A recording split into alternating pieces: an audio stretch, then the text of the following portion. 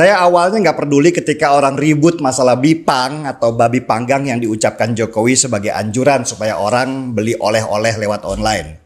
Itu masalah remeh-temeh sih, mirip dengan kancing jas, dialek Inggris Jokowi yang selalu dipermasalahkan oleh mereka yang memang tidak menyukainya. Orang-orang ini memang kerjaannya selalu mencari celah sekecil apapun untuk mereka bully. Apalagi kalau itu berbau-bau agama. Wah, seneng banget biasanya kalau dapat gorengan kayak begini. Yang saya heran itu justru reaksi dari orang-orang istana yang terlalu over. Seperti si jubir istana yang tiba-tiba ngeles mengubah masalah bipang jadi jipang, makanan dari beras. Wong jelas-jelas Jokowi ngomong itu bipang atau babi panggang ambawang, makanan khas daerah Kalimantan Barat. Gak ada lagi hubungannya sama bipang atau jipang yang ada di Pasuruan. Cara ngelesnya Bang Fajrul inilah yang, maaf ya Bang, jadi bahan ketawaan banyak orang. Maksudnya sih pengen melindungi presiden dengan memutarbalikkan fakta. Tapi nggak paham kalau dunia media sosial ini berbeda. Orang bisa dengan mudah mencari data mana yang benar dan mana yang tidak. Dan jelas-jelas jubir itu salah besar memelintir maksud dari bipang yang disebut-sebut oleh Jokowi. Saya juga nggak paham apa sih yang harus diklarifikasi masalah omongan bipang itu. Bahkan Mendak Lutfi pakai acara minta maaf lagi. Gak ada yang salah dengan perkataan Jokowi itu. Wong beliau presiden kok, bukan ketua ormas agama. Jadi presiden itu berdiri di atas semua golongan, semua agama. Dan dia tidak bisa diidentikan dengan agama tertentu meskipun ia orang yang beragama. Presiden itu jabatan, bukan orangnya. Jadi wajar kalau Jokowi ketika menjabat dia bicara tentang kuliner daerah dan diantaranya ada babi panggang. Bahkan pernah Jokowi mampir ke Manado dan melihat pasar Tomohon, pasar ekstrim yang menjual tikus, ular sampai kampret di sana. Saya tahu sebagai muslim Jokowi nggak mungkin memakan binatang-binatang itu. Tapi sebagai presiden dia harus datang ke sana, ke tempat yang mungkin membuat sebagian orang mengerikan. Karena ya itu tadi, dia seorang presiden yang berdiri di atas semua golongan. Terus memang kenapa kalau dia promo babi panggang, makanan khas orang Kalimantan Barat? Itu kan promo dan dalam rangka Hari Bangga Buatan Indonesia. Catat ya, itu dalam rangka promo Hari Bangga Buatan Indonesia. Tapi kan Jokowi ngomongnya belanja untuk Lebaran Hari Raya Umat Islam, Bang. Sini gua kasih tahu. Lebaran itu meski hari rayanya umat Islam, tapi yang liburan dan belanja semua agama. Yang jualan juga semua agama, bukan Islam aja. Jadi nggak ada salahnya kalau Jokowi promo kuliner buat yang non-muslim. Lagian lebaran kali ini barengan dengan kenaikan Isa Al-Masih, atau di Kristen mereka mengenal dengan kenaikan Yesus Kristus. Lalu di mana salahnya?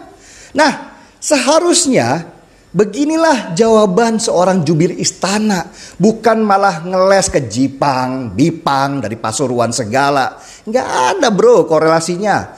Kalau mau menjelaskan sesuatu, jelaskan dengan benar. Gak usah pakai ngeles segala. Ngeles ginian lah yang bikin gorengan jadi tambah panas dan apinya membesar. Coba dari awal dijelaskan dengan benar, tentu gak akan seramai ini. Jawaban jubir istana yang ngeles inilah yang membuat saya yakin kalau ada masalah dalam tim komunikasi Jokowi. Mereka ini gak percaya diri, cenderung insecure. Akhirnya komunikasinya buruk dan kekanak-kanakan. Dan saya sudah kritik sejak lama masalah ini. Tapi yang gak pernah berubah, malah semakin lama semakin parah.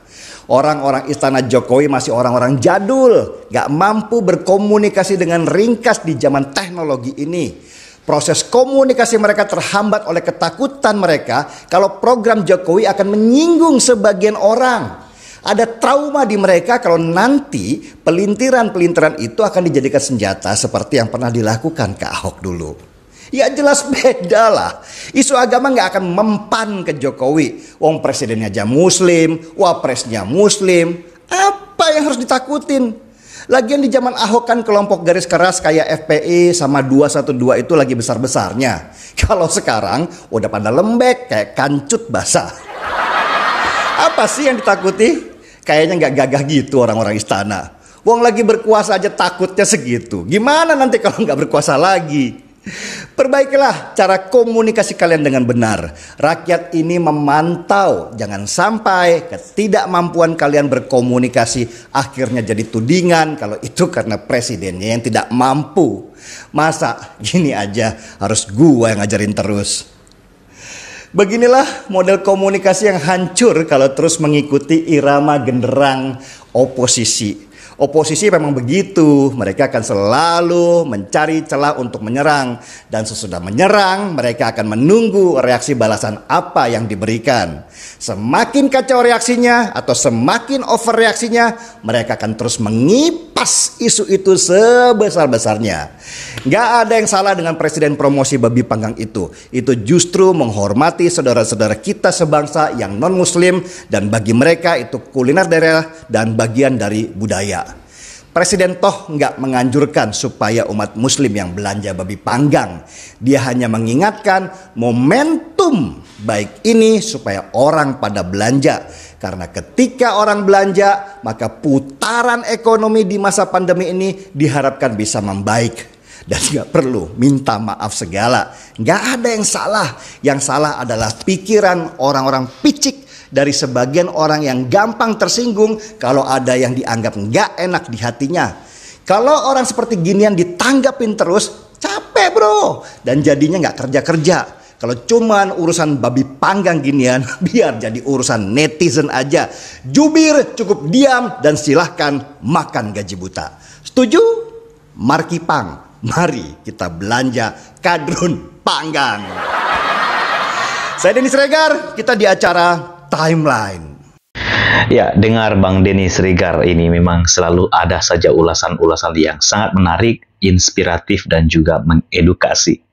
Kiranya video yang sudah kita dengarkan ini boleh menjadi berkat bagi kita semua dan juga boleh memberikan edukasi untuk kita semua. Sampai ketemu lagi di video selanjutnya. Tuhan memberkati kita semua. Shalom.